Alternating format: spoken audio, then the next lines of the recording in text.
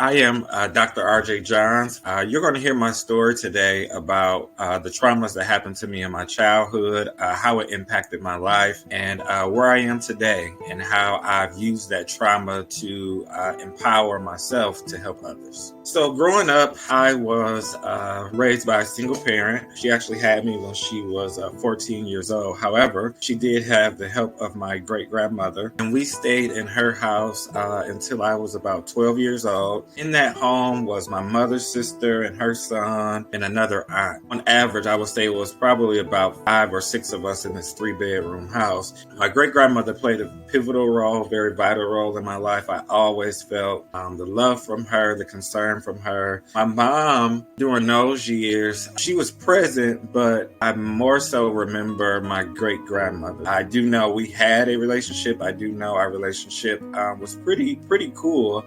In the home, though, sometimes it was a lot going on. Sometimes it was really good times with the family, holidays. My family is a movie family, music family. And when they were together, they were together. They were great. But when they weren't together, they were not together. Times, there were fights. I witnessed literal fights between my mom and her sisters, my cousins, my grandmother, my aunts, uncles, that type of deal. I come to know in my older years that we were poor. I didn't really realize it then because of, I guess, the family dynamic that we were all together. I felt the love in the house. So I didn't know how poor we was until kind of reflecting back on it. Another thing that I noticed in the house that I did not realize until I got older is it was quite a bit of drinking in the house regularly, actually. It was a lot more during holidays and things of that sort. But usually looking back on it, I feel like it was like every day, or maybe every other day. So that's the type of environment that I was in. By the time I was 10 years old, I was molested several times by several different people, be it family members, extended family members. There were several incidents that happened at my grandmother's house. It was more so of it being people around that was trusted, and also the lack of paying attention to the things that were going around. So again, holiday times, there's cards going, drinks going, movies going, TVs going. It really wasn't a thing of like, where's the kids or what's going on with the kids. It's assumed that the kids are off in the front, in the back, or upstairs playing, or doing kid activities. But in some of that time, I had family members, or again, extended family members, molest me. And these were men that were, some of them 5 to 8 years older than me. It wasn't until I was about 25, I believe 26, that I really realized what had happened. And I'll make that make sense a little bit, because up until that point, I thought that this was something that I willfully participated in. Like this was something that, just happened, and it was not necessarily normal, but I didn't feel I was coerced. I didn't feel that I was taken advantage of. I thought that I was a willful participant in it. This wasn't me and another 8-year-old or me and another 10-year-old. This was me at 8 or 10 with a 13 or 15-year-old. And that happened again several times. I remember several of the incidents vividly, but some of them I don't. I don't remember when it first started, the first instance that it happened. I could just remember it happening. With the whole molestation piece, with each individual, and it was probably, I want to say 3 to 4. I never felt coerced. I don't remember ever being threatened. And I felt like it wasn't something that we were supposed to do, but we were doing it. I can't say why I never said anything. Again, I think I felt that if I did, that I would probably get in trouble, because I felt like a willful participant in it. Being a part of that environment, one thing I started to do when I was 14, I started to drink. And it started off very playful, like me and some cousins just sneaking a drink. Then next thing I know, like my first hangover was about 14. I'm almost sure it was the drink pinnacle that me and my cousins got together and drank. And since then, it kind of went downhill from there. So I had the molestation happen. I can't remember the earliest again, but I want to say the latest was from like 8 to 10 years old. And then the drinking started when I was about 14. I have stories on how bad that got. I've always thought that it was just something that I tried. Like I wanted to see how it felt. I've witnessed people drink. I've heard stories about drinking. I want to try it. I tried it. I liked it. So from 14, I was in high school then. In the high school, it didn't get bad. I was just kind of sneaking and drinking every now and then. Not anything anyone would have noticed, no behavior changes, nothing crazy like that, but just consistently drinking. And then when I went to college, I went off to college when I was 17.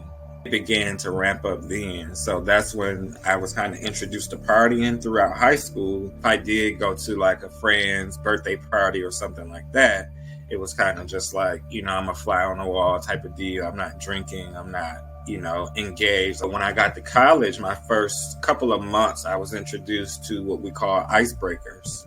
And I pretty much liked it. I remember the group of friends that I was hanging out with at the time, they were about 17, 18 too. None of them had really experienced drinking. I was the only one that was drinking by then. And I, over time, definitely introduced them to drinking. And mine just continued to ramp up and up and up. So I went from, not partying, being introduced to this partying, and now every party I'm going to, every party I'm pre-gaming at, and now I'm just kind of drinking. And I didn't realize the impact that, the drinking was having on me at the time. I always just thought that, I was being a college kid, especially being at this particular college, that this is what we did. This is what we were known for. But when I look back at it, it impacted me personally and my behaviors and my thought processes. So I went from, drinking on the weekends to now drinking during the week. And it was always more than likely with other people, other college students and things like that. So that was never a flag for me to say like, oh, maybe, I have a problem with drinking, or maybe I'm an alcoholic, or maybe this is kind of like, hey, this is what we do. Like, this is normal. But over time, looking back, I got into trouble with the law. I got my first DUI in 2011. I believe it was. I was 19. When I was 20, I had another brush in with the law, had a loud party, and the police came. I was actually I was on probation then, and I wasn't supposed to be drinking. I was still under 21, and I didn't care. I really didn't care because I was going to drink. I wanted to drink, and I felt like, the law can't tell me what to do. So that's what I did. Got into a brush-in with the law then, got in trouble for, drinking while on probation from this DUI that I had. So there were many things that was going on then, including blackouts. I was drinking to the point where I was blacking out. I didn't remember what happened. I was drinking to the point to where, my behavior changed. I was aggressive when I got drank. Never violent, but definitely aggressive. I've broken like my own stuff in my aggression. My friends laughed about it. I've broken like a chair or two, like upset or mad because I'm drinking, and probably something minor, set me off. But those was the type of impacts that was had.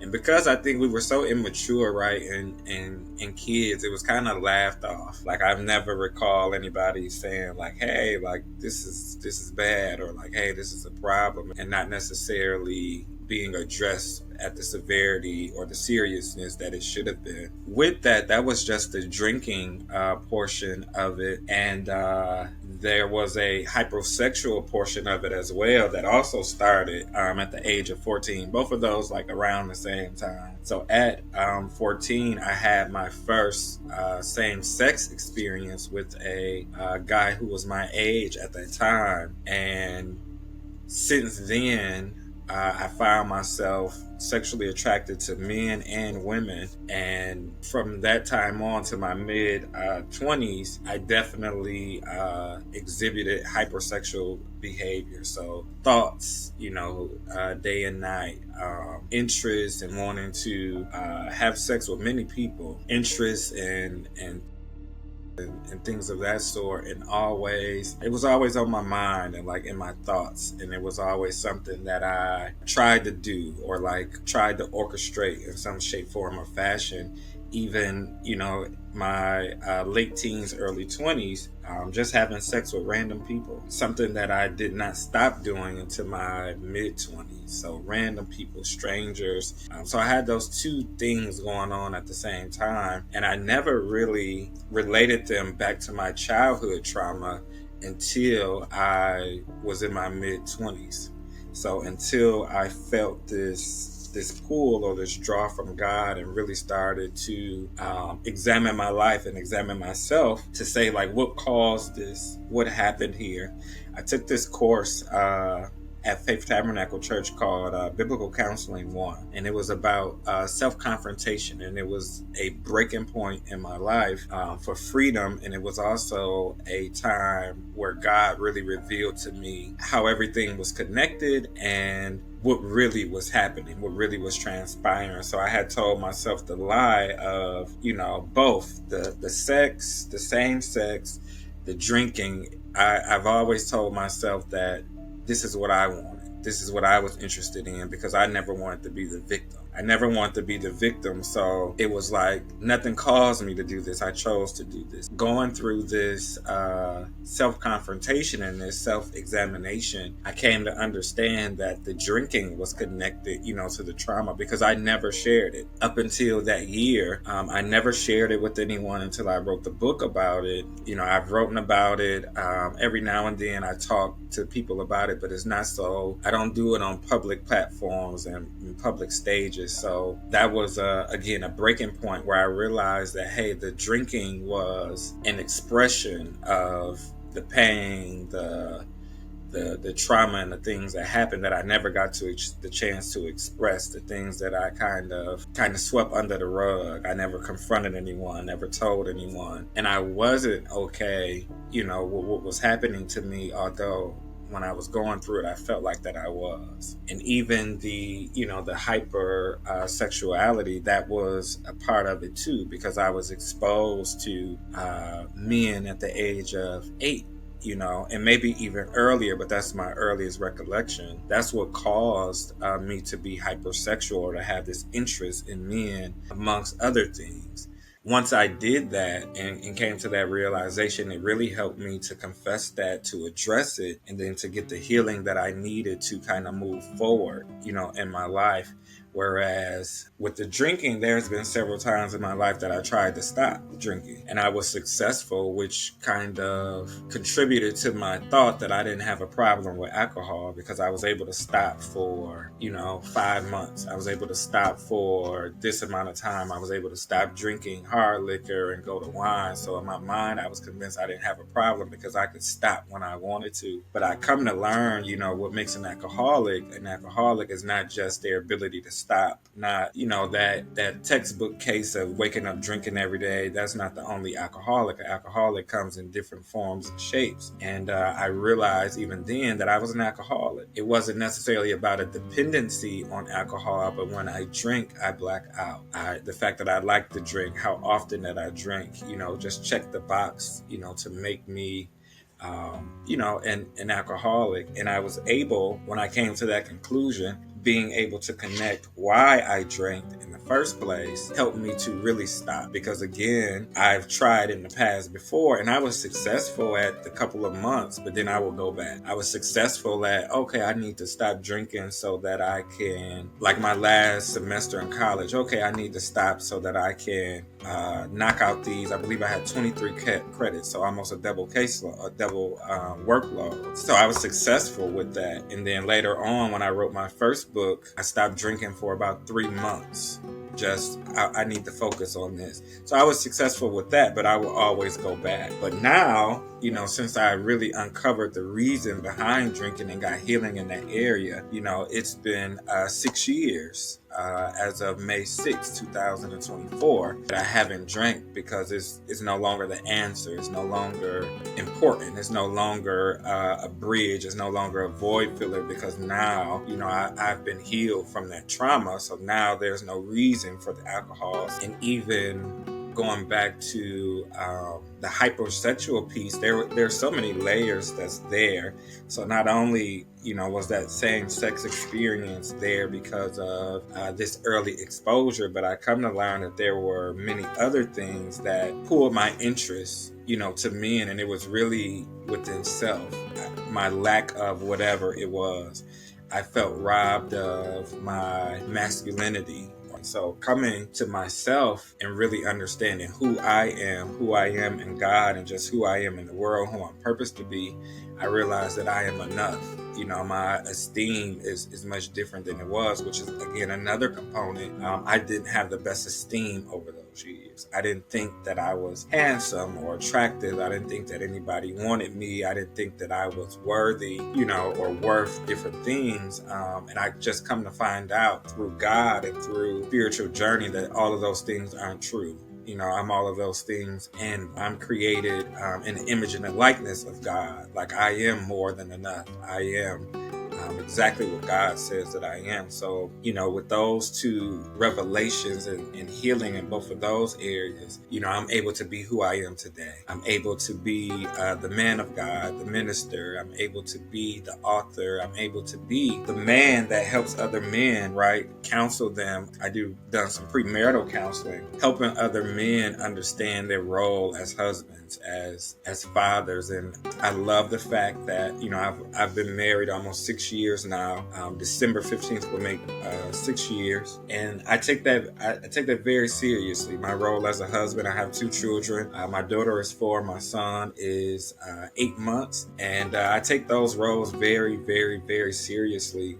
When I counsel men, or just speaking with them, I try to impart that in them, how powerful they are, the vital roles that they play in the lives of their children and the lives of society. And it's very interesting because I never thought that I could do that because of my trauma, because of my same sex experiences, because of my low self-esteem, because of what I've been through. I never thought that I would have the credibility to be able to speak to other men who did not have those experiences, to tell them about manhood, or to tell them how to be men. But I come to realize that, again, that's not true, because God has called me to do this. God has anointed and ordained me to do it.